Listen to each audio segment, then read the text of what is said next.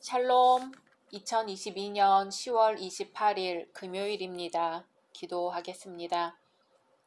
주님, 오늘도 말씀으로 이 하루를 열게 하심을 감사드립니다. 사랑하는 주님, 온라인 여호수아 특별 새벽 기도회 11일 차를 맞습니다. 강하고 담대하라, 두려워 말며 놀라지 말라고 하신 주님, 주님의 말씀을 붙들게 하옵소서. 주님, 오늘 하루 저희의 삶이 주님 앞에 온전히 순종하는 날 되게 하옵소서. 예수님의 이름으로 기도드립니다. 아멘. 오늘의 말씀은 여호수아 9장입니다. 이 일 후에 요단 서쪽 산지와 평지와 레바논 앞 대해 연안에 있는 헷사람과 아모리 사람과 가나안 사람과 브리스 사람과 히위 사람과 여부수 사람의 모든 왕들이 이 일을 듣고 모여서 일심으로 여호수아와 이스라엘에 맞서서 싸우려 하더라. 기브온 주민들이 여호수아가 여리고와 아이에 행한 일을 듣고 꾀를 내어 사신의 모양을 꾸미되 헤어진 전대와 헤어지고 찢어져서 기운 가죽 포도주 부대를 나귀에 싣고 그 발에는 낡아서 기운 신을 신고 낡은 옷을 입고 다 마르고 곰팡이가 난 떡을 준비하고 그들이 길갈 진영으로 가서 여호수아에게 이르러 그와 이스라엘 사람들에게 이르되 우리는 먼 나라에서 왔나이다.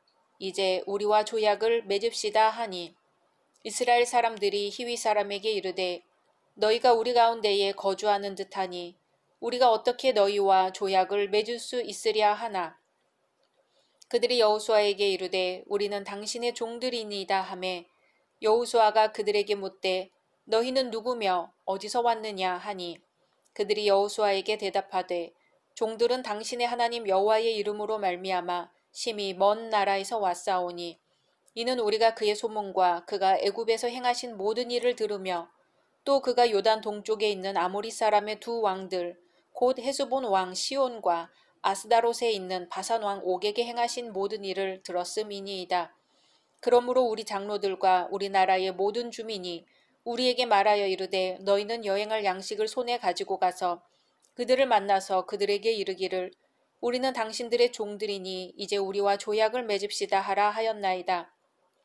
우리의 이 떡은 우리가 당신들에게로 오려고 떠나던 날에 우리들의 집에서 아직도 뜨거운 것을 양식으로 가지고 왔으나 보소서 이제 말랐고 곰팡이가 났으며 또 우리가 포도주를 담은 이 가죽 부대도 새 것이었으나 찢어지게 되었으며 우리의 이 옷과 신도 여행이 매우 길었으므로 낡아졌나이다 한지라.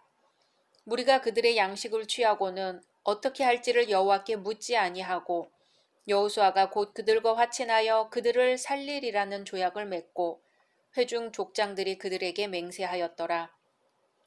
그들과 조약을 맺은 후 사흘이 지나서야 그들이 이웃에서 자기들 중에 거주하는 자들이라 함을 들으니라. 이스라엘 자손이 행군하여 셋째 날에 그들의 여러 성읍들에 이르렀으니 그들의 성읍들은 기브온과 그비라와 브에롯과 기럇 여아림이라. 그러나 회중 족장들이 이스라엘의 하나님 여호와로 그들에게 맹세했기 때문에 이스라엘 자손이 그들을 치지 못한지라. 그러므로 회중이 다 족장들을 원망하니 모든 족장이 온 회중에게 이르되 우리가 이스라엘의 하나님 여호와로 그들에게 맹세하였은즉 이제 그들을 건드리지 못하리라. 우리가 그들에게 맹세한 맹약으로 말미암아 진노가 우리에게 임할까 하노니 이렇게 행하여 그들을 살리리라 하고 무리에게 이르되 그들을 살리라 하니 족장들이 그들에게 이른 대로 그들이 온 회중을 위하여 나무를 패며 물을 깃는 자가 되었더라. 여호수아가 그들을 불러다가 말하여 이르되 너희가 우리 가운데에 거주하면서 어찌하여 심히 먼 곳에서 왔다고 하여 우리를 속였느냐. 그러므로 너희가 저주를 받나니 너희가 대를 이어 종이 되어 다 내 하나님의 집을 위하여 나무를 패며 물을 깃는 자가 되리라 하니 그들이 여호수아에게 대답하여 이르되 당신의 하나님 여호와께서 그의 종 모세에게 명령하사 이 땅을 다 당신들에게 주고 이 땅의 모든 주민을 당신들 앞에서 멸하라 하신 것이 당신의 종들에게 분명히 들리므로 당신들로 말미암아 우리의 목숨을 잃을까 심히 두려워하여 이같이 하였나이다. 보소서 이제 우리가 당신의 손에 있으니 당신의 의향에 좋고 옳은 대로 우리에게 행하소서 한지라. 여호수아가 곧 그대로 그들에게 행하여 그들을 이스라엘 자손의 손에서 건져서 죽이지 못하게 하니라. 그날에 여호수아가 그들을 여호와께서 택하신 곳에서 회중을 위하며 여호와의 제단을 위하여 나무를 패며 물을 깃는 자들로 삼았더니 오늘까지 이르니라. 아멘. 1절과 2절은 가나안 족속들이 동맹을 맺는 장면이 나옵니다.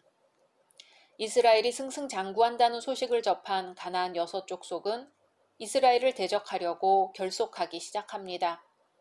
이 동맹을 한번 살펴볼까요? 먼저 매우 넓은 지역의 산재한 족속들이 서로 군사동맹을 맺었다는 점입니다. 즉 요단 서편의 산지와 평지뿐만 아니라 내륙 깊숙한 곳과 해변에 있는 가나안 땅의 모든 족속들이 함께 이스라엘을 대항하여 동맹을 맺었습니다. 둘째, 그들의 적은 이스라엘 단 한 나라였다는 점입니다. 이스라엘에 대해 공통적으로 위험, 적개심, 증오감을 느끼고 이제까지 자기들 사이에 있던 알력은 사라지고 공동의 적인 하나님의 백성 이스라엘과 싸우기 위해 서로 연합한 것입니다. 셋째, 그들의 동맹은 공격적입니다. 지금까지 가나안 족속들은 한 번도 이스라엘을 공격할 생각을 하지 못하고 오히려 방어적이었습니다. 그러나 이제는 공격할 생각을 하게 된 것이죠. 그리고 지금까지 승리만을 계속해온 이스라엘 군대를 막기 위해 어떻게든 이길 수 있는 방법을 다각도로 모색하고 있는 것입니다. 이처럼 외형적으로 볼 때 이제 서로 군사동맹을 맺어 하나의 강력한 공동체를 형성한 가나안 여러 족속은 능히 이스라엘을 경멸하고도 남음이 있을 것 같습니다. 하지만 사실 저들이 대적하려는 것은 이스라엘이 아니라 결과적으로 그 배후에서 역사하시는 전능자 하나님입니다. 시편의 말씀과 같이 여호와께서 집을 세우지 아니하시면 세우는 자의 수고가 헛되며 여호와께서 성을 지키지 아니하시면 파수꾼의 경성함이 허사일 뿐인 것입니다. 가나안 족속들의 동맹 역시 그러한 것입니다.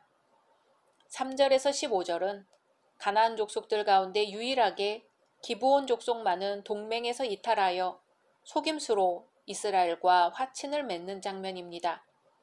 기브온 족속은 마치 먼 지방에서 보낸 것처럼 사신들을 가장시켜 길갈의 이스라엘 진영으로 보냅니다. 사신들은 헤어진 전대, 헤어지고 찢어져서 기운 가죽 포도주 부대를 나귀에 싣고 그 발에는 낡아 기운 신을 싣고 낡은 옷을 입고 다 마르고 곰팡이 난 떡을 준비해 갔습니다. 그러자 여호수아는 그들의 이러한 차림을 보고 어디에서 왔는지를 묻습니다. 그리고 그들이 심히 먼 지방에서 왔다는 말과 함께 이스라엘의 하나님을 높이며 그들이 가져온 곰팡이 난 떡과 헌 가죽 부대, 낡은 옷과 신 등을 보여주자 그만 그들의 속임수에 넘어가 그들이 요구하는 화친 조약을 맺고 맙니다. 여호수아가 조금만 더 신중했거나 하나님께 여쭈어 보았더라면 그들의 거짓을 금방 알아차릴 수 있었을 것입니다. 그러나 그는 그들의 말을 그대로 믿고 많은 실수를 저지르고 말았습니다. 16절에서 27절은 마침내 기브온 거민들의 속임수가 탄로나고 이에 대해 여호수아가 백성들 앞에서 차선의 대응책을 강구하는 장면입니다. 즉 이스라엘 백성들은 3일 후 기브온 족속이 아주 먼 지방에 살고 있다는 그들의 말과는 달리 가까이 살고 있는 족속임을 알게 된 것이지요. 그들은 그러한 속임수에 넘어간 여호수아와 족장들에게 원망하지만 기브온 거민과 맺은 조약이 하나님의 이름으로 맹세한 것이기 때문에 족장들은 기브온 족속들의 목숨을 살려줄 수밖에 없다고 말합니다. 한편 여호수아가 기브온 사람들을 불러 왜 거짓말을 했느냐고 책망하자 그들은 그렇게 하지 않으면 생명을 잃을 것 같아 두려웠다고 대답하면서 여호수아의 처분에 따라 마음대로 하라고 합니다. 이에 여호수아는 그들을 죽이지 않고 여호와의 단을 위하여 나무를 패며 물깃는 종으로 삼습니다. 이상에서 기브온 족속은 그들이 그토록 원했던 목숨을 보장받게 되는 대신에 자유를 박탈당하고 이스라엘 민족의 종이 되는 저주를 받았습니다. 그들이 종이 된 것은 거짓에 대한 형벌이요 저주였지만 이는 보다 더 큰 의미를 지닙니다.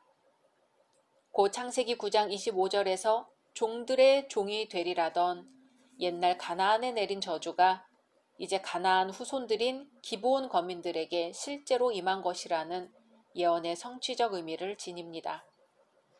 한편 이스라엘 백성들이 거짓에 속아 화친 조약을 맺은 것은 잘못이지만 오늘 말씀에서처럼 한 번 맺은 조약을 파기하지 않은 것은 옳은 일이라 하겠습니다. 맹세는 신성한 것이지요. 의인은 그 마음에 서원한 것은 해로울지라도 변치 아니하는 사람입니다. 성경에서는 맹세를 반드시 금하는 것은 아니지만 경솔하게 해서는 안 되며 엄숙하고 진지하게 해야 한다고 가르칩니다. 물론 상대방이 거짓으로 약속을 했다는 것을 나중에 알았을 경우엔 그 약속을 반드시 지킬 필요나 의무는 없습니다. 하지만 하나님의 이름으로 맹세했을 때는 반드시 지켜야 합니다. 왜냐하면 이 약속을 깨뜨릴 경우 하나님의 이름이 더럽혀지기 때문입니다. 오늘 말씀에서도 백성들이 여호수아와 족장들의 성급한 맹세에 대해 원망은 하면서도 그들의 최종적 결정에 대해 비난하지 않은 것은 바로 이 맹세의 절대성을 존중했기 때문입니다. 기독교인들은 사기를 잘 당한다고 합니다. 도움을 청하는 사람에게 거절하지 말라고 하신 예수님의 말씀을 알다 보니 거짓말임이 너무나 뻔한데도 매정하게 대하지 못하는 것이 사실입니다. 교회는 그 특성상 늘 세상을 향해 열려 있고 교인들 역시 그런 가르침을 받고 있다는 것은 누구보다도 사기꾼들이 잘 알고 있습니다. 새로운 사람들을 환영하는 교회 분위기를 노려 이곳 저곳을 전전하며 사람들을 속이고 다니는 사기꾼들이 많습니다. 세상에 그렇게 덕스러울 수 없을 것 같이 보이는 권사님의 얼굴을 하고 나타나 사람들과 친교를 나누다가 언제부터인지 이 사람 저 사람에게 돈을 꾸어 달아나 버리는 사기꾼도 있습니다. 실제 돈을 잃은 사람과 다리 역할을 했던 사람 사이에 갈등이 생기고 결국 교회 전체가 한바탕 몸살을 앓게 됩니다. 그 과정에서 많은 이들이 상처를 입게 되는 것이죠. 험악한 인상을 가지고 있다면 오히려 꺼리게 될 텐데 사기죄를 저지른 사람들의 얼굴은 상상할 수 없을 만큼 선량해 보이고 때로 믿음직해 보이기도 합니다. 그 때문에 많은 이들이 마음 놓고 대하다가 작게는 약간의 돈에서 크게는 패가 망신하는 피해를 보게 되는 것이지요. 여호수아도 그랬습니다. 하나님의 인도하심으로 승승장구하던 차에 스스로 종이 되겠다고 찾아온 기브온 사람들에게 속았습니다. 하나님을 들먹이면서 속이기 위해 꾸민 겉모습을 보여주었습니다. 그러다 하나님께 묻지도 않고 일을 저지른 것이지요. 여호수아는 왜 이렇게 중요한 일을 하나님께 묻지도 않고 처리했을까요? 기브온 사람들의 그럴듯한 말과 차림, 그리고 선물 때문이었습니다. 말은 너무 부드럽고 겸손했으며 그 차림과 선물은 그들의 말을 뒷받침하기에 적당하였습니다. 그들은 여호수아와 이스라엘 사람들이 승승장구하면서 어느 정도 느슨해진 또 교만해진 마음 틈을 파고 들었던 것이지요. 인간은 남에게 잘 속을 만큼 어리석기도 하지만 남을 감쪽같이 속일 만큼 얕기도 한 존재입니다. 인간에 대한 이런 기본적인 이해가 우리 신앙인들에게 있어야 합니다. 그래서 매 순간 하나님의 지혜를 구해야 합니다. 여호수아의 경우처럼 하나님께 물으면 바로 대답해 주시지는 않지만 하나님께서는 지금도 기도 중에 말씀 중에 하나님의 뜻을 알려주십니다. 우리가 묻기만 하면, 우리가 물을 자세를 갖추면 하나님께서는 우리에게 속지 않을 지혜를 주십니다. 이렇게 하는 것이 하나님 앞에 겸손한 삶의 자세요. 하나님의 백성의 본분입니다. 오늘은 묵상 노트에 우리 인생의 요단강을 건너 세운 기념비, 하나님이 함께 하셨던 순간들을 적어보면 어떨까요? 주님의 은혜를 잊지 않는 것은 오늘을 살아갈 힘이 됩니다. 각자 말씀 묵상하신 후 주기도문으로 마치겠습니다.